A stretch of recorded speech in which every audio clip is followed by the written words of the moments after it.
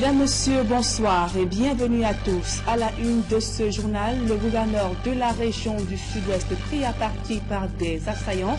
Le cortège Bernard Okaladilai a été attaqué plusieurs fois ce jour par des assaillants, par des activistes tirés sur la sécurité nationale ce jour à Yaoundé. La dernière chronique d'une égérie de la presse libre au Cameroun, Pauline Poissier-Maïnga, sera portée en terre demain samedi à Makondor, dans le département de la Sanaga-Maritime. La journaliste du quotidien Le Jour a reçu ce vendredi les derniers hommages de la corporation à Douala. Voilà pour le sommaire.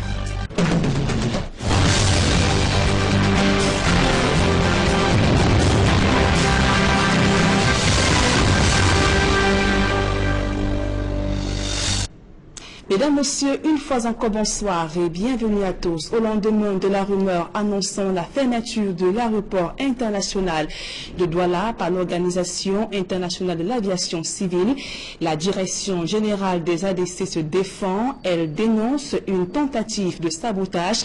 Et également, l'entreprise précise que les travaux de réhabilitation de l'infrastructure aéroportuaire sont en bonne voie en vue d'arrimer l'aéroport de Douala aux standards internationaux. Steve Eboulé et Kediara.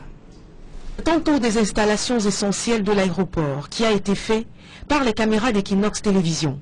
Hall, salle d'embarquement, salle de livraison des bagages, piste d'atterrissage, pour ne citer que. De quoi se faire une véritable idée de l'état de l'aéroport international de Douala.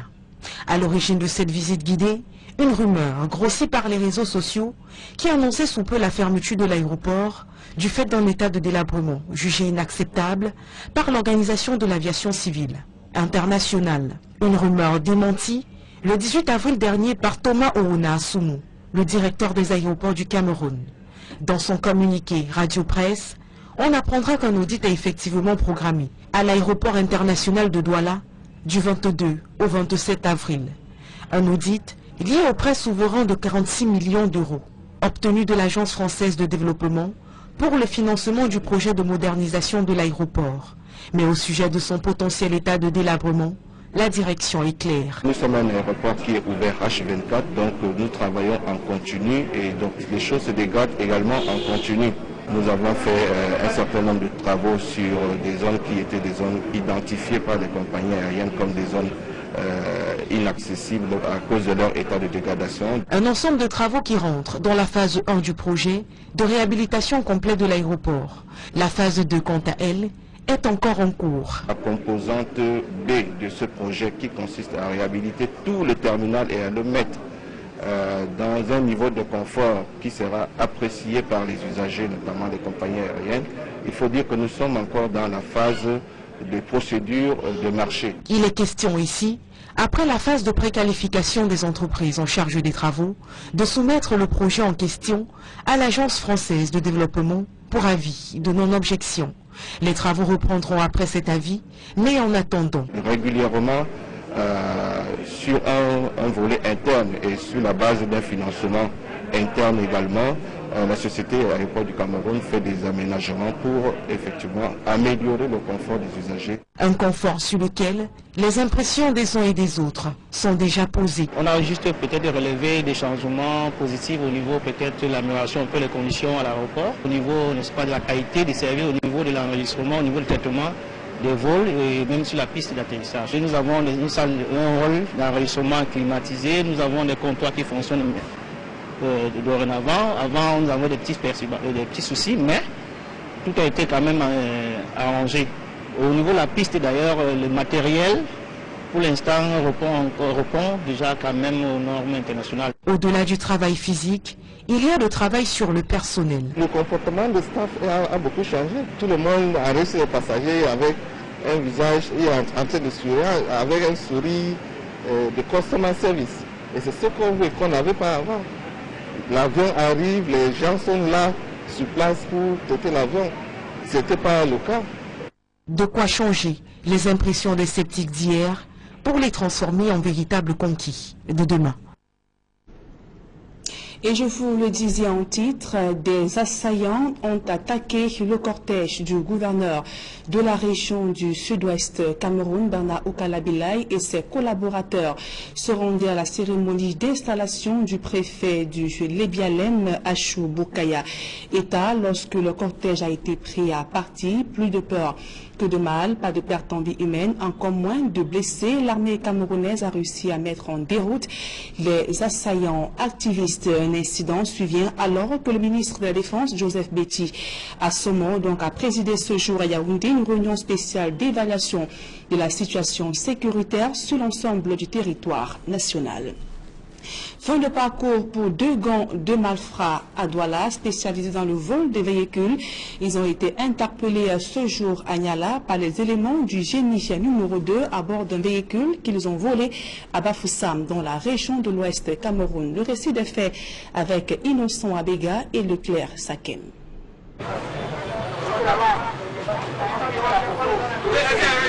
Ces civils, menottés par des hommes en tenue, sont des présumés malfrats interpellés pour vol de véhicules du côté de Bafoussam, dans la capitale régionale de l'Ouest Cameroun. Après leur forfait, les enquêtes menées par les fins lignées des forces de sécurité ont abouti à leur arrestation. Quand j'ai passé, j'ai vu la voiture avant de l'appeler, qui vient m'aider, qui vient on porte un pas à Douala. Bon, on voulait d'abord arriver à Douala avant de chercher comment on peut faire, puisqu'on ne savait pas. La voiture, c'est qui m'a attiré sur la voiture que la voiture, les vitres étaient ouvertes. C'est dans la nuit du jeudi à vendredi que ces deux malfrats ont distrait cette pick-up immatriculée CE 299. J'étais au deuil à Bafoussam, dans une quartier vers le feu rouge. J'ai quand même confiance à lui, c'est lui qui m'a appris au moins la conduite. Ce que je peux dire, c'est que je m'excuse. J'ai fait une erreur, je pense que ça sera la dernière fois. Même si le propriétaire m'écoute, qu'il me pardonne, j'espère que ça sera la dernière fois. De Bafoussam pour Douala, ils ont pu déjouer au passage la vigilance des forces de l'ordre. Jusqu'à chaque contrôle, ils ont utilisé les dossiers d'un autre véhicule qu'ils auraient volé auparavant. Selon des sources, le véhicule est doté d'un système GPS. L'un des systèmes non négligeables qui a permis aux hommes du commissaire Roger Méfiré, génie numéro 2, de mettre la main sur eux au quartier Niala à Douala. Dans leur besace, des trousseaux de clés, des plaques de voiture et surtout les cartes appartenant à une entreprise de la place qui leur permettait de se ravitailler en carburant. Pour l'heure, ces deux hors-la-loi ont été conduits dans les locaux du GMI numéro 2 à Bonanjo, en attendant de répondre de leur forfait devant la justice. 24 spécialistes en lutte contre les engins explosifs improvisés ont reçu leur diplôme de formation. Après plus d'un mois et demi de stage, ils ont acquis des rudiments nécessaires pour pouvoir détruire dans les conditions de sécurité tout type d'engins explosifs découverts et la capacité à entreprendre la neutralisation de certains engins identifiés à leur portée. C'est une initiative du génie militaire, faut-il le préciser, une formation qui intervient dans un contexte marqué par la crise sécuritaire dans les régions du nord-ouest et du sud-ouest Cameroun. Innocent Abega et Xavier Sorel Tézia. Ce sont 24 experts en tank, issus de 3 promotions, qui ont reçu leur diplôme de fin de formation des mains de leurs formateurs, des instructeurs américains de la US Army Africa et les éléments français venus du Gabon. Initiée depuis 4 ans par le génie militaire, cette formation vise un objectif précis. La découverte faisait l'objet d'un stage précédent, et là la formation faisait l'objet en fait de la destruction ou la neutralisation des engins explosifs improvisés. On fait plusieurs formations ici au Cameroun, au niveau 1, 2, 3 et 4. Là c'était la dernière formation du cycle, la plus difficile et la plus exigeante, et donc c'est pour ça qu'il n'y avait pas beaucoup de stagiaires. La hiérarchie, par la voix du colonel Amang Laurent, commandant le centre spécialisé d'instruction et d'application du génie militaire, a tenu à rappeler aux récipiendaires la portée du rôle qu'ils ont désormais à jouer dans le maintien de la sécurité. À vous, chers camarades qui venez de jouir de l'instruction qui s'achève, les enseignements que vous avez reçus pour leur fondement, dans le souci de vous adapter à une toute autre dimension de combat, celle d'éclairer, de protéger et de défendre en détruisant la menace IRD. Sachez que c'est là même toute la matière et toute la particularité de votre formation et de votre mission. La cérémonie s'est déroulée à l'esplanade du génie militaire, en présence du colonel Jackson Kamgen, directeur de l'institution, accompagné d'autres personnalités de ce corps de l'armée. Elle a été l'occasion pour les lauréats de dire qu'au terme de ces 2 stages de formation, ils ont conscience de l'ampleur des défis qui les interpellent désormais dans un contexte sociopolitique davantage préoccupant. Cette formation nous a apporté un peu beaucoup plus dans notre capacité d'intervention en contre l'IED. Vous savez, notre pays est en train de vivre actuellement des menaces, c'est-à-dire des attaques avec des dangers explosifs improvisés. La formation nous a permis en fait de pouvoir relever des indices pour remonter et trouver un réseau, déceler tout le réseau de contre l'IED qui se trouvait sur notre territoire et neutraliser et détruire la menace antisémite. Cette formation, initiée depuis 4 ans, a déjà permis de mener 180 opérations d'intervention réussies sur le terrain. Dans le cadre de la couverture sécuritaire de la Coupe d'Afrique des Nations 2019, le génie militaire accueillera davantage des stages du genre. Avant le début de cette cérémonie de remise des diplômes, instructeurs, hôtes et élèves se sont prêtés à une séance de footing qui s'est déroulée dans certaines artères de la ville de Douala. Et dans le reste de l'actualité, après un premier report, les travaux de la 2e phase du prolongement du boulevard Nord de la République seront donc livrés d'ici le mois de mai 2018. À ce jour, le taux d'exécution des travaux est estimé à 70% selon le génie militaire chargé de la construction de cette route. Lancée en mai 2013, les multiples arrêts des travaux sont dus à un retard de financement et l'incivisme des usagers. Innocent Abega et Kediara.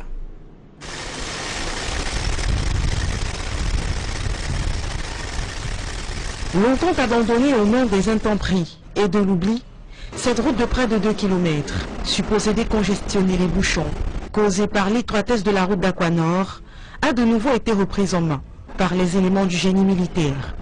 La phase 1 de ce travail, on s'en souvient, avait été lancée en 2013 et consistait à des assainissements de premier ordre, entendez par là des casses et la mise en place de ce qu'on pourrait considérer comme le squelette de la route. Aujourd'hui, 4 années plus tard, la 2e phase est toujours en cours. Et même si les riverains jugent son avancée assez lente, pour le génie militaire, il n'en est rien. Aujourd'hui, on a attendu 1 an. Nous avons démarré les travaux exactement en 2014. Aujourd'hui, nous sommes à un taux d'avancement physique de 70% pour une consommation de délai de 80%, donc avec un abattement négatif de 10% qui peut s'expliquer. Les explications avancées par ce retard étant d'ordre financier et météorologique, ils espèrent que le processus de financement mis en œuvre sera exploité jusqu'à son terme, afin de les aider à finir dans les délais ce boulevard qui viendra rétablir l'ordre dans la circulation. C'est un projet qui va sérieusement décongestionner tout Aquanor. Au jour d'aujourd'hui, laissez-moi vous le dire, pendant que nous sommes en train de travailler, le flux de véhicules qui passe ici aujourd'hui est celui qui a été prévu pour la fin des travaux. C'est vrai que quelque part ça nous gêne, mais c'est prévu. En revenant sur les nombreux cas d'incivisme de la population qui n'hésitent pas à déverser à même la route, des tas d'immondices qui apparaissent comme un autre frein à l'avancement des travaux, les éléments du génie militaire assurent sur la livraison prochaine de cette route. La 2e phase, celle que nous exécutons actuellement, devrait être achevée, n'est-ce pas, en fin mai, si toutes les conditions sont réunies, notamment les conditions financières et météorologiques. Il s'agit en gros d'une route à 2 sens de 3 voies chacune, séparée par un terre-plein qui s'étale sur près de 2,5 km, avec en plus la construction du pont sur le Tongobassa, évalué quant à lui à 60 mètres, un pont qui, apprend-on également, engloutira près de la moitié du budget global de ce projet. Rendons-nous à présent dans la région de l'Ouest Cameroun pour voir comment l'enclavement des principaux bassins agricoles plombe l'essor Des zones rurales, illustration village Badjonzou, c'est dans le département du Ndé. Là-bas, le mauvais état des routes empêche aux populations d'écouler leurs marchandises vers les centres urbains. Ajoutez à cela l'absence de l'eau potable ainsi que d'électricité. Nos reporters Jacquino Molan et Flavien Valondongo nous amènent à la découverte de ce vivrier agricole situé en plein cœur des montagnes. Reportage. Au milieu des montagnes qui entourent le département du Ndé, dans la région de l'Ouest Cameroun, le village Badjonzou. Le vivier agricole, situé dans l'arrondissement de Bazou, est une mamelle nourricière aux cultures diverses et variées. Nous produisons beaucoup la patate, banane, manioc, tomates, les ignames aussi, le piment. Mais la route est mauvaise. Sac de patates sur la moto, c'est 1500. De Badjonzou pour Bazou Centre. Les petits marchés du village sont envahis par des produits sortis des plantations. Les habitants consomment local. Le grand marché est à Bazou. Il faut parcourir 7 km sur une route impraticable. Badjonzou, Bazou, ça fait 7 km. Les Bensiquenais profitent de nous. Il y a des fois on paye 1000 francs, des fois on paye 700. Il y a un problème de route, d'autant plus que c'est les villageois qui essaient d'aménager la route. Le coût du transport est élevé. Sur place, l'eau potable est une denrée rare.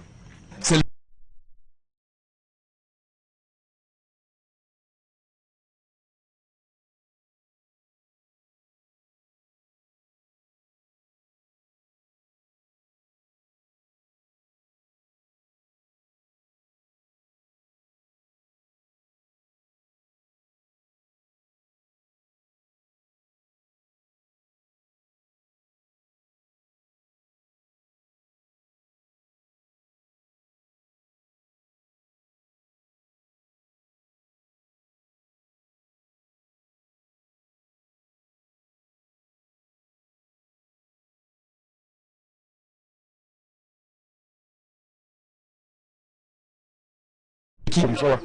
Si c'est la potable, ils sont obligés de boire ça. Ils sont obligés de boire parce qu'il n'y a pas d'eau. Le seul centre de santé érigé dans le village est dans la broussaille. Il y a un hôpital, mais manque d'infirmiers. Si quelqu'un tombe malade ici, une femme enceinte, il faut seulement trouver des motos pour l'évacuer sur Bazou. Avant d'arriver à Bazou, le concerné peut crever en coup de route. L'école primaire à cycle complet manque d'enseignants. Cycle complet de la CE jusqu'au CM2. On n'a que 3 mètres pour toute l'école.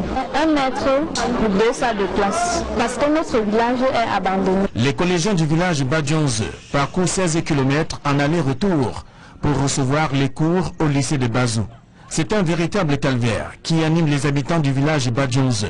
Le dimanche, le culte se passe dans mon presbytère. Que voilà, c'est une interpellation parce que dans le village, nos parents ils ne parviennent même plus, ils n'ont plus rien.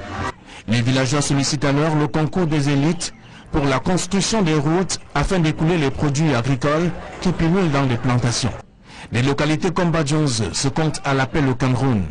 Elles qui n'ont besoin que du minimum, à savoir des routes, de l'eau potable, des écoles, des centres de santé pour s'arrimer à la modernité. À présent, les hommages de la presse camerounaise à une icône du journalisme, Pauline Poincier-Maïnga, a entamé son dernier voyage pour l'éternité. La levée du corps de la journaliste du quotidien Le Jour, tenue ce vendredi à la morgue de l'hôpital La Quintini de Douala, a drainé une foule de personnalités, membres du gouvernement, amis et connaissances et collègues sont venus saluer sa mémoire. Des instants d'émotion chargés de douleur raconté ici dans ce reportage de Farel Bounia d'Isabelle Carole Zoupet. Donc, je vous le disais à quelques instants, la levée du corps de la journaliste du quotidien Le Jour, Pauline Poincier-Maïnga, tenue ce jour à la morgue de l'hôpital La Quintini de Douala, a drainé une foule immense de personnalités, membres du gouvernement, amis, connaissances et collègues venus saluer sa mémoire. Des instants d'émotion chargés de douleur dans ce reportage de Isabelle Carole Zoupet. Nous reviendrons sur ce reportage certainement avant la fin de ce journal, le temps de signaler ces perturbations enregistrées lors du démarrage des épreuves physiques et sportives du certificat d'études primaires à Douala. Les débuts des dites épreuves, le début a été donc accusé un sérieux retard en raison de l'indisponibilité du matériel, ce qui a suscité la colère des parents. Leclerc Sakem. Nombreux et enthousiastes, ces jeunes apprenants qui abordent les premières épreuves pratiques d'éducation physique et sportive ce jeudi sous centre de l'école publique d'Aqua.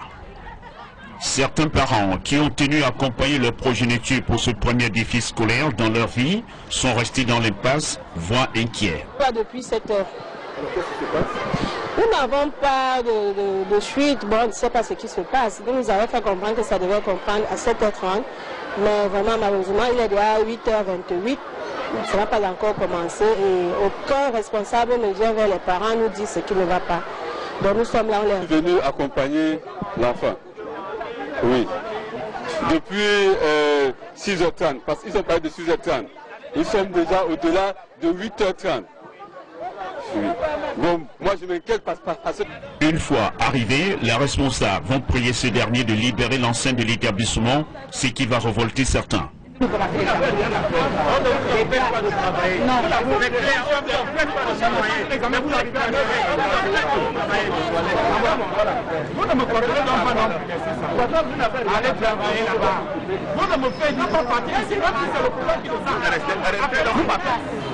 sommes dans un centre d'examen où c'est une activité sportive.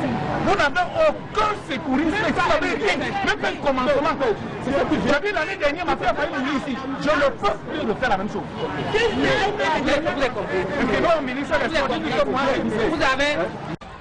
Selon la coordonnatrice du sous-centre, le retard est dû à l'indisponibilité de certains matériels devant servir aux candidats pour compétir.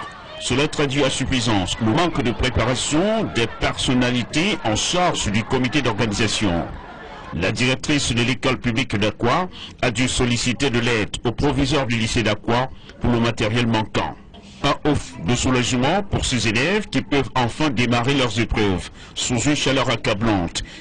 Ils compétissent sur 3 épreuves, le saut en hauteur, la course de vitesse et le lancer de poids. Les 3 épreuves d'éducation physique et sportive sont notées au certificat d'études primaires sur 60 points, soit 1 par épreuve. Actualité sportive à présent, au-delà des 3 médailles remportées par le Cameroun au dernier jeu du Commonwealth, la délégation camerounaise a brillé par la fugue de ses athlètes. Entre autres raisons qui poussent les sportifs camerounais à prendre la route d'escampette, les mauvaises conditions de travail. Nos reporters ont visité quelques centres d'entraînement des athlètes à Yaoundé. Voici le reportage. Joël Sengaï à Cyril. Voici le camp de l'unité de Yaoundé. L'infrastructure qui date de l'époque coloniale est en ruine. La toiture, les toilettes et les gradins subissent le poids de l'âge, tandis que le ring n'est plus que l'ombre de lui-même. C'est pourtant ici, au camp de l'unité, que sont formés les champions de boxe camerounais. Pour les observateurs étrangers, ils ne peuvent même pas imaginer où est-ce que les boxeurs camerounais se préparent. Parce que s'ils pouvaient imaginer que c'est dans cet endroit, je suis sûr qu'ils se poseraient un mail sur la tête et se demanderaient « Attendez, comment on fait ?» Il en est du camp de l'unité pour la boxe, comme de ce camp d'entraînement des haltérophiles. L'infrastructure également ne paye pas de mine, mais elle produit de grands champions. La plus grosse satisfaction que nous puissions avoir, c'est de se dire, ah ok, tel qui s'entraînait ici, on l'a vu voyager, on l'a vu partir, on l'a vu ramener avec une médaille. La championne du Commonwealth vient d'ici, voilà. Tout ça là, ça n'a pas de prix, parce que c'est ce qui demeure. Ce sont les seules choses que personne ne peut effacer. Il s'agit ici d'une initiative privée pour pallier au laxisme des pouvoirs publics. Etundi Onambele, plus connu sous son nom d'artiste musicien de Crotal, accueille dans son centre les équipes nationales d'haltérophilie du Cameroun. Toutes les deux équipes nationales sont ici. On a gagné beaucoup de médailles grâce à lui. Vous voyez qu'actuellement, là, il vient de nous fournir encore du matériel ce matin. À chaque fois qu'il a l'occasion, il fait venir le matériel. Quand on fait par exemple la sélection, puisqu'il se connaît un peu, il s'assoit là en tant que président. La boxe, l'haltérophilie et l'athlétisme ont offert au Cameroun 3 médailles à l'issue des derniers Jeux du Commonwealth à Gold Coast en Australie. Mais les conditions dans lesquelles les athlètes camerounais préparent les grands rendez-vous internationaux laissent à désirer. Et parlons à présent de la CAN 2019. À moins d'un an de ce grand rendez-vous, une question taraude l'esprit de l'opinion nationale, celle de savoir si la région de l'Ouest Cameroun abritera effectivement une poule de cette compétition. Les populations de cette partie du pays sont inquiètes au regard de l'évolution des infrastructures routières et des stades, estimées à seulement 30% à ce jour. État des lieux des quelques chantiers dans ce reportage de Jean-Paul Chouniat et d'Alastiana. Les attributs de la Coupe d'Afrique des Nations 2019 remis au Cameroun. De nombreux habitants de Bafoussam doutent encore de l'accueil d'une poule de cette compétition dans la région. La physionomie de la ville et l'évolution des différents chantiers routiers ne les rassurent pas du tout. Mais quand vous regardez l'état d'avancement des chantiers dans la ville de Bafoussam, ça nous inquiète, non. Comme les entrepreneurs, les ingénieurs disent qu'ils peuvent, si on ne meurt pas avant le temps, on va voir. L'évolution des travaux, c'est vrai, c'est lent. Le taux de pourcentage de réalisation n'est pas assez élevé, mais on se dit surtout que c'est peut-être parce que le financement n'est pas encore sûr. Les routes ne sont pas faites, mais on est en train de faire. Avant, on avait un peu négligé, mais pour le moment, quand les travaux viennent, bon, la route, pleine de cassis, la roue à la route, pour arriver ici à Kwakwekan. Vous savez combien on souffre? Si, à proximité du stade Omnisport de Bafoussam-Kwekon, ouvriers et engins sont à pied d'œuvre pour matérialiser les fondations du stade annexe. L'aménagement des parkings et autres commodités intérieures n'ont toujours pas démarré. Où est le garage? L'année passée, j'étais ici sur une saison de pluie. On peut garer où là? Sur la boue là? Il n'y a pas de place. Mais le Cameroun, comme avait dit le président, risque d'être prêt le jour dit. Mais pour le moment, le Cameroun n'est pas prêt. Parmi les sites retenus pour abriter les stades d'entraînement, le mythique stade Bamendi est en phase de terrassement. Tout comme l'ancien stade Omnisport Toquette, autrefois dans la broussaille, affiche aujourd'hui un visage de régénérescence. Mais sa fermeture prochaine inquiète l'avenir des pratiquants de sport pour tous. Nous avons peur qu'après la coupe, on dise que le sport pour tous n'entre plus au stade. Mais je ne pense pas, parce que le ministre comprend l'importance de notre mouvement sportif pour la santé des populations. Face aux doutes et inquiétudes des habitants de la région, le gouverneur de l'Ouest se veut très rassurant sur l'achèvement de tous les chantiers dans de meilleurs délais. Les uns et les autres doivent être objectifs pour admettre qu'il y a quelque chose de positif qui se passe dans la ville de Bafoussam. Je crois que les travaux sont effectifs. Même là, les aveugles vont entendre le mouvement des engins. Le président du comité régional d'organisation de la CAN 2019 a donc parlé. Tous les fans de foot et des Lions indomptables n'attendent plus que la fin du compte à rebours pour savoir si, effectivement, la région de l'Ouest abritera ou pas une poule de la CAN Cameroun 2019. Et je vous le disais il y a quelques instants, Pauline Poincier-Maïnga sera portée en terre demain samedi à Macondo, dans le département de la Sanaga-Maritime. La levée du corps de la journaliste du quotidien Le Jour, tenue ce vendredi à la morgue de l'hôpital La Quintini de Douala, a drainé une foule immense de personnalités, membres du gouvernement, amis et connaissances, venus rendre un dernier hommage. Et voici donc le reportage d'Isabelle Carole Zopet et de Farel Bouya.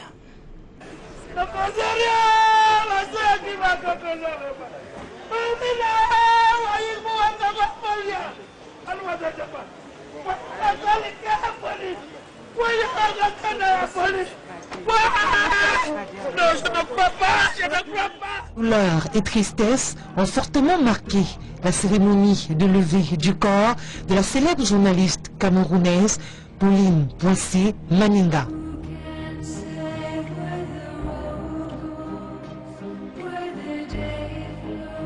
Dans cette foule nombreuse qui a pris d'assaut la morgue de l'hôpital La Cantini de Douala cette matinée,